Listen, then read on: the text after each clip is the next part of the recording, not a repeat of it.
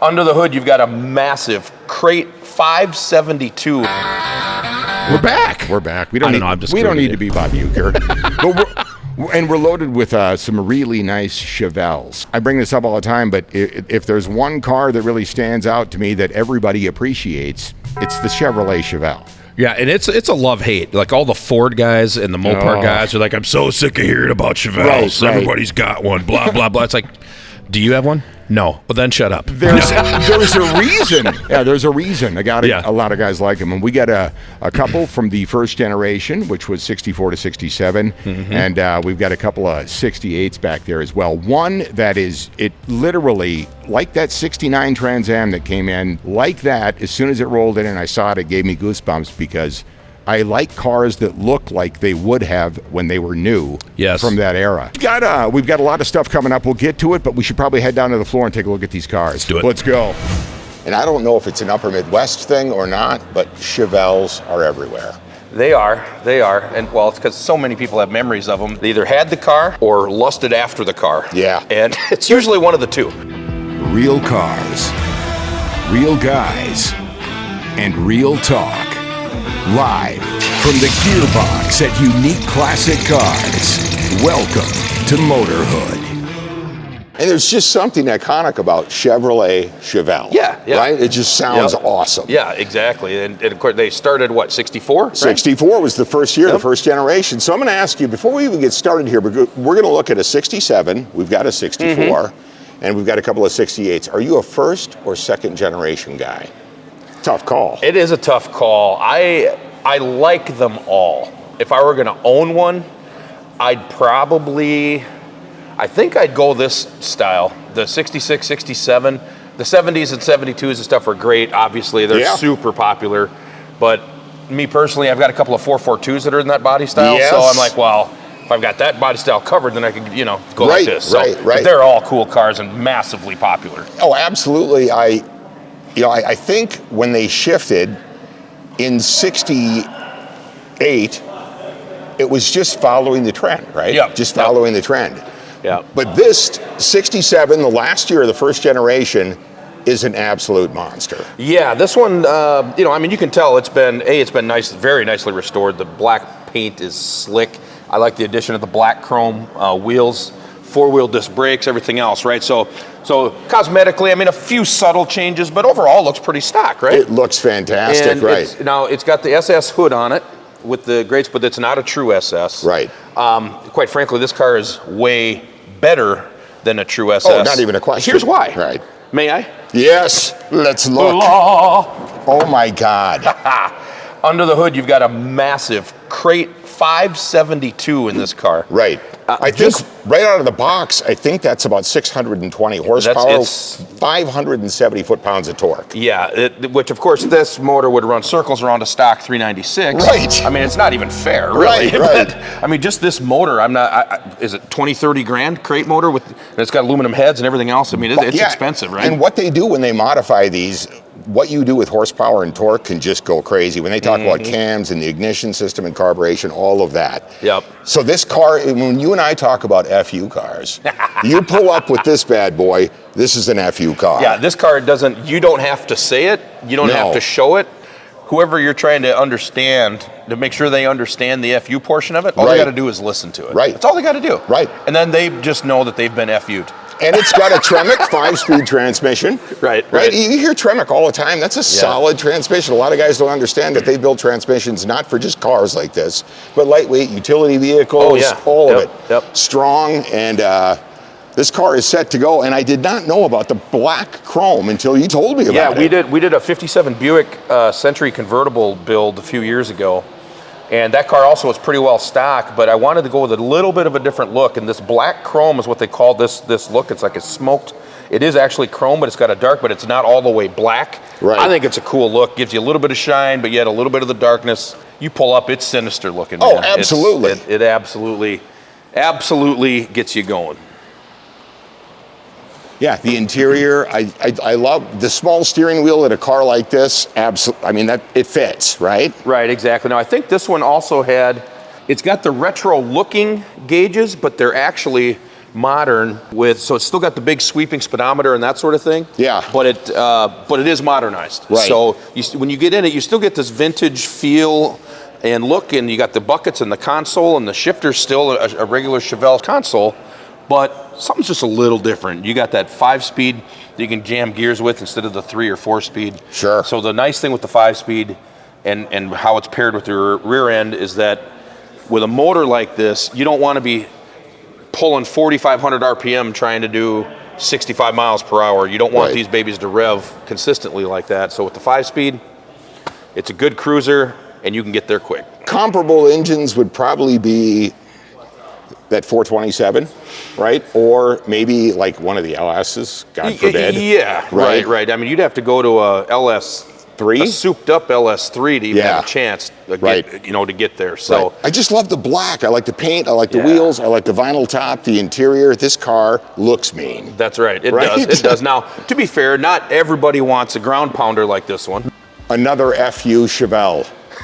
That's what, I mean, this thing is set, right? A little bit. Unbelievable. Yeah. What do we got on the hood on this one? I can't remember. Nice little small block that's all built up. And this is what I was talking about, though. Not everybody wants an absolute ground pounder. Right. This car will still get it done, but it's not obnoxious like the other one. And nice upgrades, aluminum heads, blueprint small block engine, blueprint aluminum heads, serpentine system, so very nicely upgraded. So it's a car that, you still got the muscle feel, but it's driver friendly. You got power steering, power brakes, you got air conditioning. But, the best part about this car? What's that? Sold it last night. It's already sold, buddy. You gotta be, I knew it would. It's got the paint on the hood. Very nice. Very nice. Yeah, exactly. This car is set up like what I remembered in the late 70s and early 80s, the cool kids. They set them up like this. Yep. Obviously, it didn't have everything that this car has, because this thing is loaded. Right, and what you're talking about with the setup is the smaller, skinnier front tires, the tall, fat rear tires. Yeah. And you got that rake, man. Get that rear end up in the air. Pack of cigarettes rolled up in your sleeve. Let's go, right? Right. Grant steering wheel. It's got the horseshoe shifter. Yep. The interior is really nice on this. Very well maintained. Yeah. And the vinyl roof on these is cool. This is a factory vinyl roof car, and all the trim is on it and correct. The gentleman that got this, I think it was a good buy. He liked the kind of the retro look like you're talking about. That's one of the things that he liked about it. So looking forward to getting that shipped to him so he can do some cruising. Yeah. Again, this is set up like most young guys. Well, I would say not young anymore because we're all in our 50s now, but this is the car that we remember. Oh, yeah. Right? Look like this, had it set up with the big meats on the back. This used to have a not so nice sticker on the back window. That's right. It has been removed. But it has been removed, and it made reference to some larger individuals and only sticking with the larger tires. Yes, perfect. Now, this one came in when I wasn't here. Have you had a chance to go over? Oh my God, this thing car, is gorgeous. Holy crap! I talk about when cars come in and you get goosebumps, like that 69 Trans Am that we looked at last week, right? Yeah. This is another one because it's originally we talked about this. I like the first generation, but when a car comes in like this, to me, this is what they looked like. And from what I understand, I haven't had a chance to drive it, but the guys tell me the underneath is every bit as clean, and this car drives like it just came off the line. Wow. Yeah, I mean, I'm just looking, just quick glance. The paint is awesome on this. I see it's beautiful. I see they did also add an SS hood to this car, which is fine. I think it looks great. Right. But wow, and I love the parchment interior, the ivory interior. Always is especially on a dark color car, the contrast is awesome. This one does have a 4-speed on the floor, aftermarket gauges, and it is... and the 17-inch wheels and hubcaps, like I said, if this were to come off the line in 1968, this is what it would look like. Pretty close. Right? I mean, it's just, to me, it's amazing. Yep, and under the hood... Yeah, what do you got under there? Under the hood. Now, there was a discussion when this came in. That's a 350. Okay. And immediately, the guys went to, well, how can you tell if this isn't number matching? 327. Right. That's not actually the case. The most popular engine in this vehicle was the 307. Right. That was the base engine in them. That was the base engine. 327s were available, but a limited amount of the 350s were produced. Right. Did you check? Is this what numbers or not? I pulled the block. It's 69 to 80. Oh. Now, they tell me if it came off the line late in 68, Possible. that's possible. Yep. But that was the original motor. I Gotcha. believe, from what I've dug around, this is a 350 car. Okay. Obviously, the badges can be changed, but I see it does have the 350 moniker on the side of the car. So yeah. What's interesting about this, when they redid it, you can tell they paid attention to detail. The hinges, a lot of people paint these black, whatever. These are the anodized hinges. The brake master has the anodized lid there as well. That's actually correct for these cars. So many people paint them either body color or paint them black, or don't spend, or they buy aftermarket chrome ones. That's actually correct for the car. Just a little detail there that some people don't pay attention to. It's the original nature of this car. Yeah. Right? It's just absolutely beautiful. And by the way, this I believe was a Virginia car. It was restored about 20 years ago, and since then, it's like 20 some miles on it. Oh wow! Right. Okay. So the guys, he went to every extent to restore the car, and it is, like I said, this is what it looked like coming off the line in 68. So this is the first year of this body style. Yep.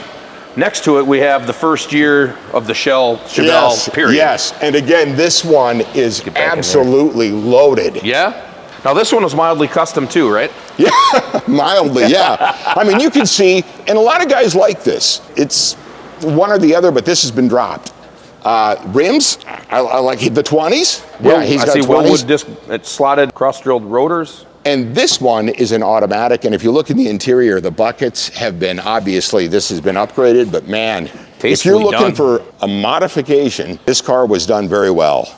Yeah, I like the custom console, and the buckets are, yes, they're custom, yes, they're aftermarket, but they're not so radical that they jump out at you. They don't look out of place in there. Right. Which to me, I don't mind customs, but I want it to look like it isn't so radical that it looks like somebody just threw something at it. You hear that from guys all the time. Let's take a look under the hood. Oh my God, that is incredible. Wow. So again, serpentine system on the car, on a big block 454, and it is man, there's some money spent under here.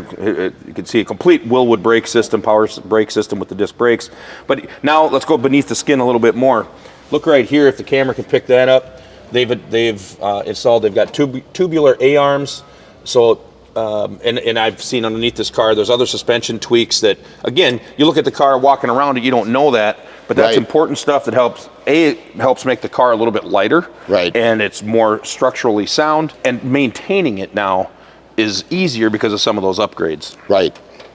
Incredible. We didn't talk about that, but that 68 back there also has QA1 suspension upgrades. But because that's one of the knocks on a lot of the older rides. If you've never driven a classic car, they obviously don't handle like modern suspension and handling. Right. But if you want that upgraded and you want a little bit better response, God, there's all kinds of things these guys could do. Yeah, it's and this is what a lot of folks don't understand. The cars that we get in are always, it's the full gamut. Right. I mean, literally from a project car, all the way up to six-figure resto mods and customs and everything else. So I mean, when we say we have something just about for everybody, that's the truth. And this again shows you the spread of, and this is just, we're talking about Chevelles today. Just Chevelles, right. That's why I was like, we have such a great cross of all the genres here, especially the early generations, obviously. Because once they got deeper into the 70s, to me, it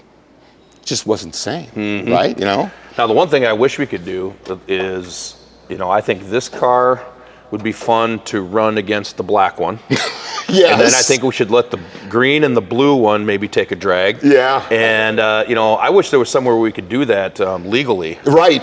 But considering I still feel like we got to work on that. Literally right next door to our local law enforcement agency, so that probably wouldn't be a good spot to do it. Maybe we need to get one of the guys from the LEC on staff here. And we would, then we could get it done, right? Maybe we could hide behind the badge. Or get an escort. You guys get out in front of us, we're going to go. Exactly. Yeah, that'd be fantastic. What do you think it is about Chevelles specifically?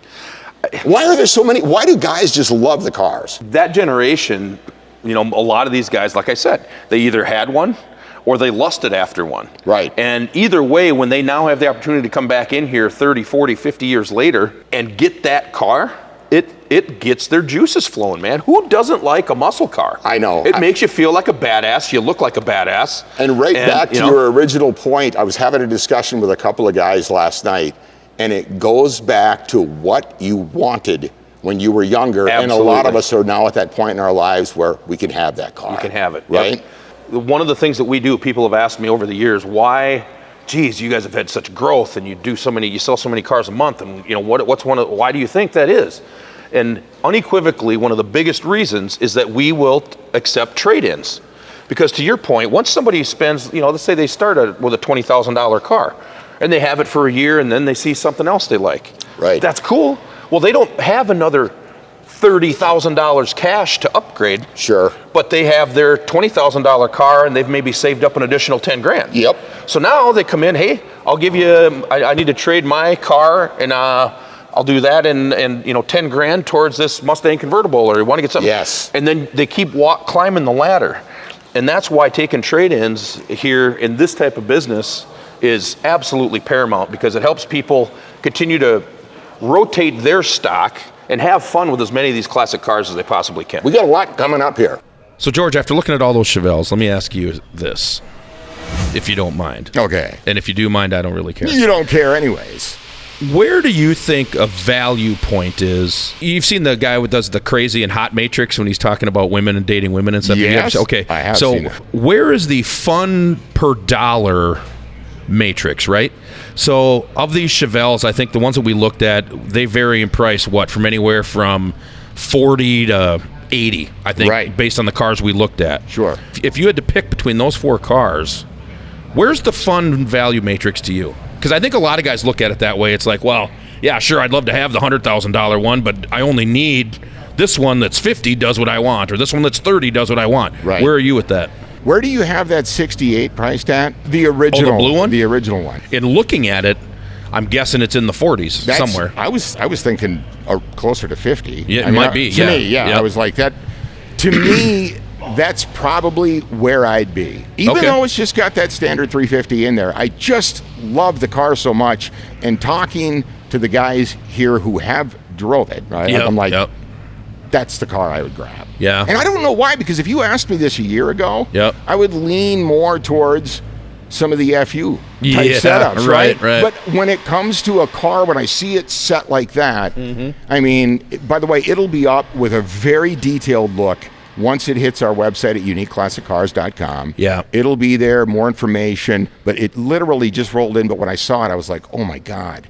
That is it right there. Yeah, exactly. Well, and there's going to be a lot more of those cars to look at here, not this coming weekend, but next weekend at our Ribs and Rides roll-in. Yes. And I know we've talked about this before, but it's finally going to be here.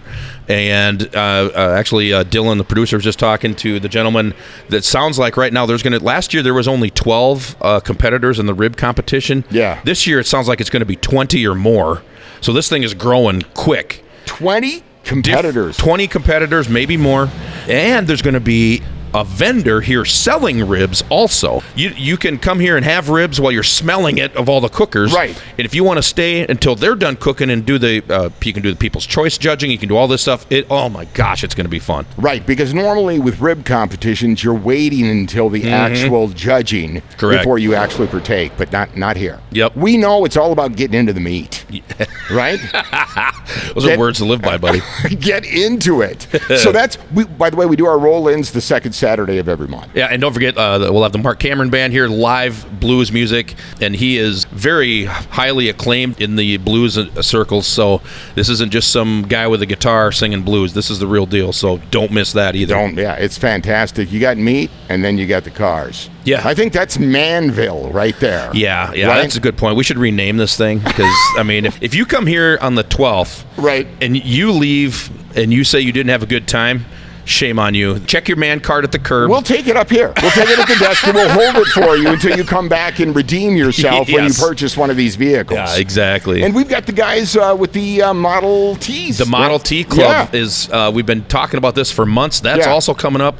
I believe it's Wednesday, the 23rd of July. They're going to be rolling through town.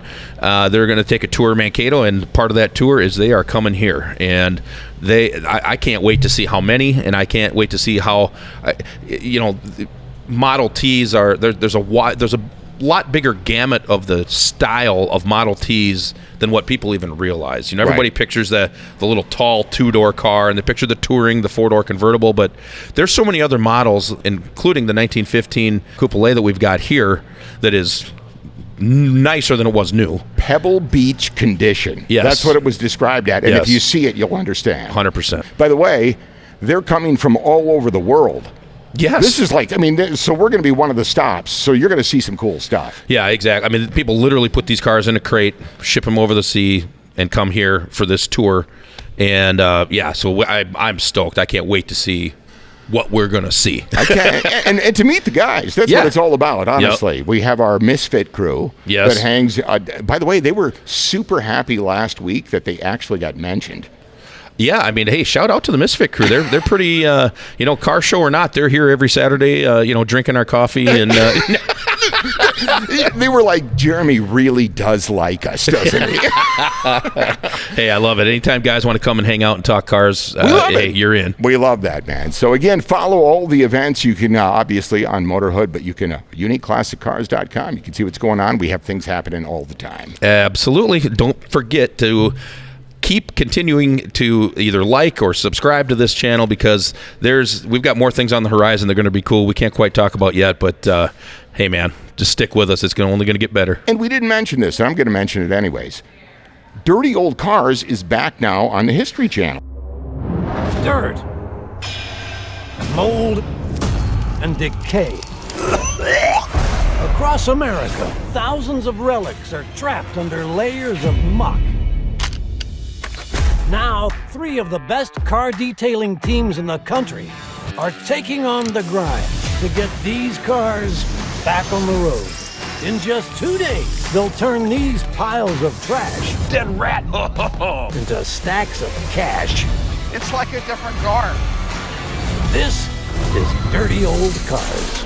Yes, our TV show that was filmed, gosh, that's been a couple years ago already, but it premiered on Hulu right after American Pickers. That was when it first ran, and then it went to Hulu for a while. It is now back on the History Channel, and it's fun we get comments literally from all over the world. We just had an email yesterday from New Zealand. A fan emailed and talked about that he likes the show and wanted to know a few things. So it's pretty interesting. And then they recognize you guys. Yeah. Obviously, Jeff, Jay, there's a bunch of you guys that are the actual core group of this. And it's fun for them to come in. Hey, you guys love to talk about it. Absolutely. All right, it's a good man. time. So, as we head into the it's hard to believe. Does it seem like time is just flying? But we're in the middle of summer now. Yeah, it seems like just a few episodes ago we were talking about we can't wait for summer and we want to get the cars out. I know. And it's freaking July already. It's crazy. So, which is why when I leave here tonight, I'm going to go to my shed, I'm going to pull out a car, and then you know what I'm going to do? What? I'm going to gas it. There you go. Me? Oh, that was weak. That was terrible, too. There we go.